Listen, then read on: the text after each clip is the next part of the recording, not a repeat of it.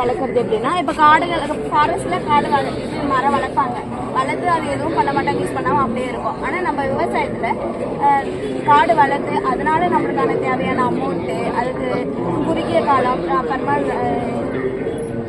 நடுத்தரம், அப்புறம் நீண்ட நாள் அப்படின்னு 3 வகையான காடுகள் வளர்க்கலாம். நம்ம யூஸ்க்கு என்னென்ன தேவையோ, இப்போ உங்களுக்கு அர்ஜென்ட்டா வேணும்னா நீங்க குறுகிய காலம், இல்லை எனக்கு வேண்டாம் என் பிள்ளைக்கு வேணும்னா நிடத்தரம் அந்த மாதிரி, இல்லை என் பேரம்பேத்திக்கு வேணும் அப்படின்னா நீங்க நீண்ட காலம் அந்த மாதிரி மரம் வளர்க்கலாம். ஐயா இதனால என்ன யூஸ்னா, நம்மளுக்கு வந்து இப்போ நிறைய பொல்யூஷன், நிறைய ஃபேக்ட்ரி நிறைய இதனால ஆகுதுனால பொல்யூஷன் ஆகுது, அதனால நம்மளுக்கு உடல்நிலை நிறைய இதாகுது. அதனால காடு வளர்க்குறதோட சேர்த்து நம்மளுக்கு வருமானமும் வரும். இது கூட என்ன, விவசாயம் கூட காடும் வளர்க்கலாம். காடு குறைய என்ன ஆகும், நம்மளுக்கு பொல்யூஷன் ஆகுது, ஓசோன் ஓட்டை அந்த மாதிரி நிறைய இது வர்றதுனால இப்போ காடுகளையும் வளர்க்கலாம் அப்படின்றதுக்காக தான் எங்களுடைய என்ன சப்போர்ட் பண்றாங்க. எங்களோட இதுல வந்து இங்க வந்து ஆப் ஒன்று இருக்கு, தோஃபின்ட்டு ஒரு ஆப். நீங்க வந்து வச்சதுல இருந்து லாஸ்ட்ல அறுவடை பண்ற வரையும் நீங்க அதுல எல்லாமே ஸ்கேனர் மாதிரி கொடுத்துருவோம். கொடுக்கும்போது உங்களுக்கு ஏதாச்சும் டவுட்னா அதுல வந்து கால் பண்ணலாம்.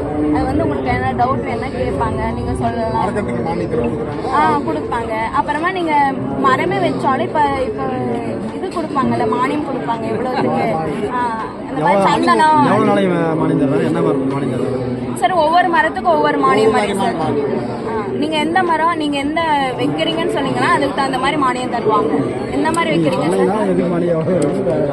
இல்ல, ஒவ்வொரு மரத்துக்கும் ஒவ்வொரு மானியம் தருவாங்க. அதனாலதான் எவ்வளவு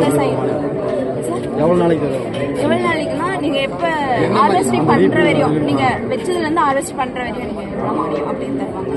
வேற ஏதாச்சும் நீங்க எந்த